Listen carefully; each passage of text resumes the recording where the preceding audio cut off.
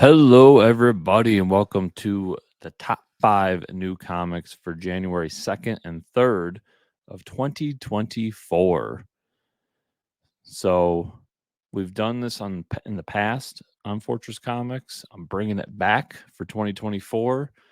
Uh, we're trying to go all in this year to see how much growth we can bring to the channel, to the brand, and see what we can make this in 2024. And this is one of the decisions I made to do it.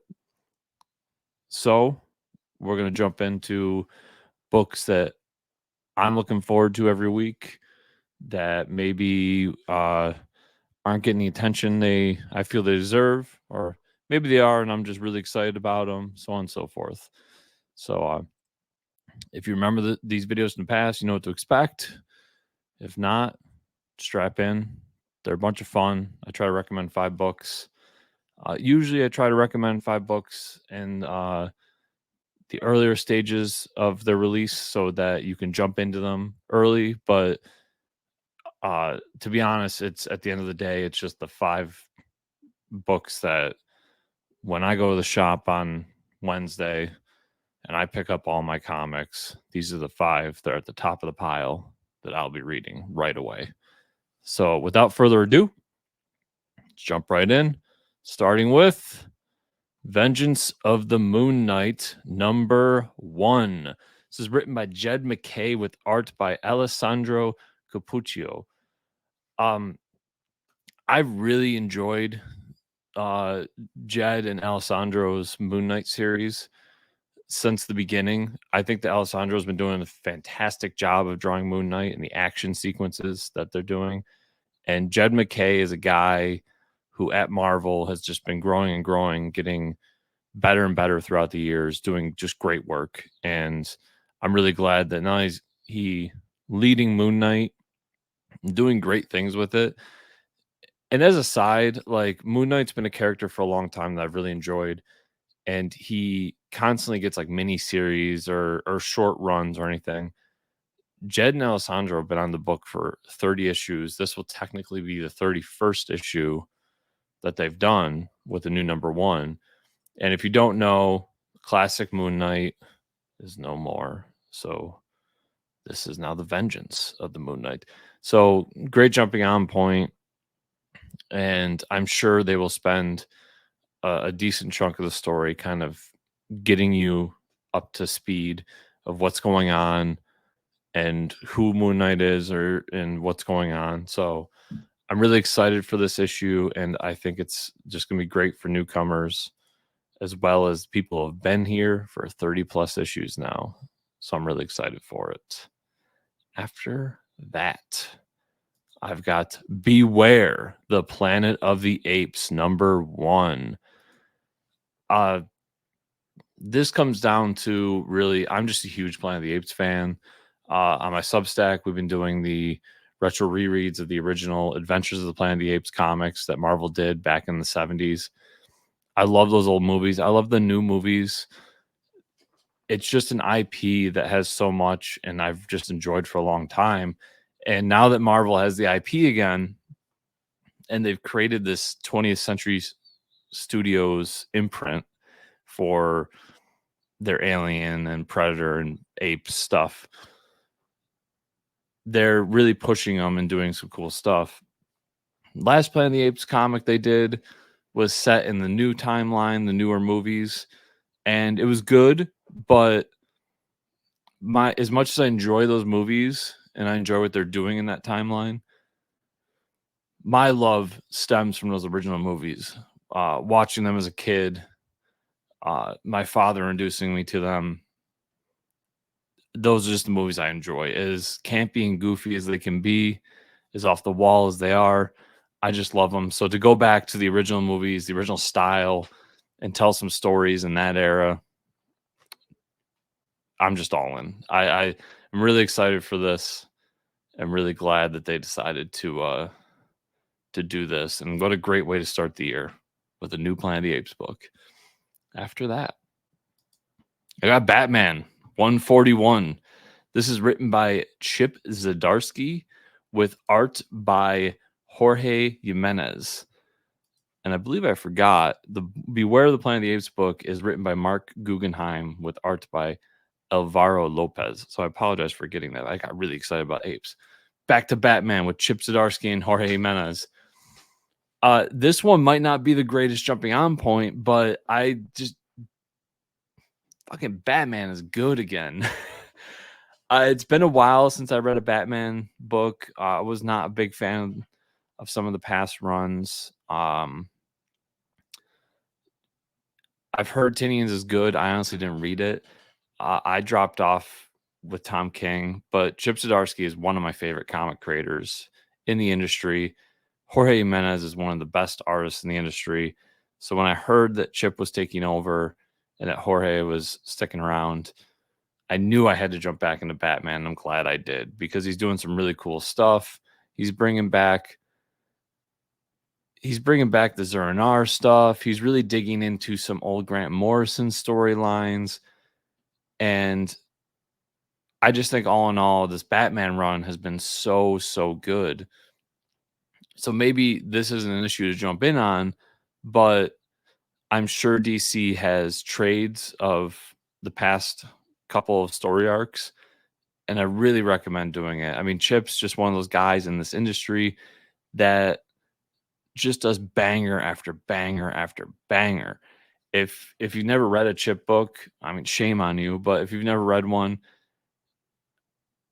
I just think he's a guy that he's constantly trying to push himself as a storyteller and not just telling the same story all the time. I use this as an example. One of my favorite comic creator duos is Ed Brubaker and Sean Phillips. I buy everything they get. I love their stuff. But you know what an Ed Brubaker and Sean Phillips book is. And in particular, just an Ed Brubaker book, if we want to go past just the stuff with Sean Phillips, you know what an Ed Brubaker book is. It's probably a crime noir book. And that's fine. That's great. I love those books. But what's great about Chip is I always feel like I can pick up a Chip Zdarsky book and I will most likely enjoy it, if not love it. And it's never the same book twice. You just go through his catalog. It's all just so different. And even the stuff he's involved with as an artist is usually just top tier stuff. So yeah, loving this Batman run. I just think it's an amazing book right now. And Jorge Jimenez's art in this book, man, it's top tier. We talked about it in the Fortune Comic News podcast with our end of year stuff. I put Jorge as one of my top artists for last year because of the stuff he's doing on this book. It's just unreal. Not only does he have his own really awesome style that just works well with the character, but he's been able to adapt it with some of the stuff that's happened in the story. I don't want to give too much away, but he's been able to adapt it with stuff going on in the story to do different styles that mesh in with his. And it's phenomenal. It's great stuff. You should be reading Batman. After that, I've got Shazam number 7. This is written by Mark Waid with art by Goran Sudzuka. I apologize if I butchered your name. Just love Shazam. I think the only unfortunate here, no offense, Goran, but Dan Mora has been the artist for this series so far, and I've really loved his art on this. So I'm really interested to see what Goran's art, how it flows with the story and what's going on, and if this is going to be a one and done thing, or if they're going to have him be the artist for this next story arc. But Shazam's been a ton of fun. It's got that lightheartedness while also being very serious. Mark Waid just has something. He has a spark again. And I think it's really important to talk about comic creators throughout their careers. No one bats 1,000. But people have these moments in their careers where sparks fly and they just are killing it. And Mark Waid's had his ups and downs. He's had books I don't enjoy. He's had books I fucking love. And I think he's in this moment right now back at DC after kind of a hiatus, doing stuff behind the scenes, having some issues behind the scenes. with like Top Brass and everything. That's a whole nother story and a whole nother day. But he's back at DC doing World's Finest and Shazam and killing it at both. Shazam's a great book. I can't talk and say enough good things about it. If I haven't sold you, I really hope there's a trade out for this. I don't pay too much attention to what trades are out or aren't out. So there should be a trade for the first 6 issues out if DC's smart. If it is, pick it up and check it out. If this doesn't sell you, I don't know what will. But throughout the first 6 issues, there is a T-Rex from another planet who is a lawyer trying to get Shazam to sign paperwork throughout it. It's so goofy and so fun and so awesome. Shazam. Good stuff. Everybody should be reading it. And finally, we have from Boom Studios, Pine and Merrimac, #1. This is written by Kyle Starks with art by Fran Galan. I chose this book because not only do I really love Kyle Starks and everything he does, but I'm really been pushing or pulling for Boom Studios recently.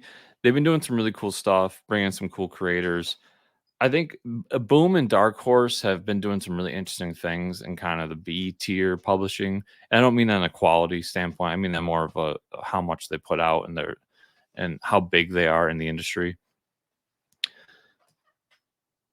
They've been doing some interesting things and bringing in these creator-owned books more and more, kind of realizing the error of their ways in the past. I mean, I've talked about Dark Horse in the past in different podcasts and how they lost all these big IPs and they had to kind of rebrand themselves and figure out who they were outside of just being the Hellboy publisher.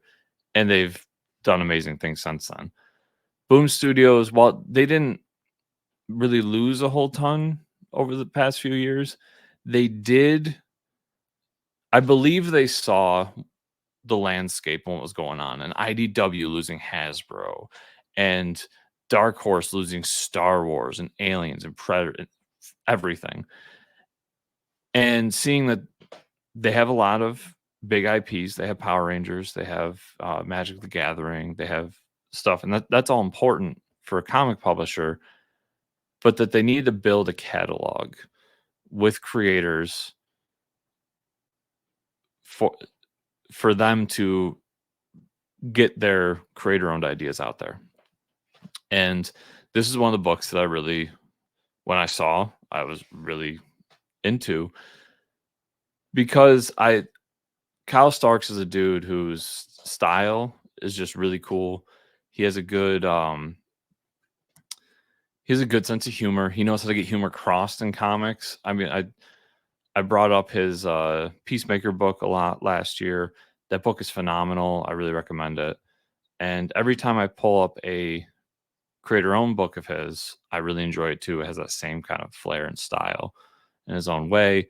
And this is, I'm not sure if this is going to be as much in the humor genre, because it does feel like it's going to be a crime book. We've got 2 characters that are PIs and trying to solve some sort of murder and all that. So there's some cool stuff happening here. And all in all, I just think it's going to be a fun book. So you should all check it out. And it's a new #1. So you're in on the ground floor. So everybody, thank you so much for watching this video. I always appreciate anybody that clicks on the video and watches it. It means the world. If you want to follow me, you can follow me on pretty much any social media network, Twitter, Blue Sky, all those weird Twitter wannabe social medias, at Fortress Chris. It's the easiest way to find me. You can find everything we do here at fortresscomicnews.com. My Substack is chriscomicscorner.substack.com. We're doing some fun stuff over there. Check it out, subscribe, share it. I'm having a blast doing it, and hopefully you all are enjoying reading it. And as always, with the YouTubes, you know what to do. Smash that like button. like, subscribe, share, comment down below. That helps everything out. So thank you so much for watching. I'll see y'all here next time.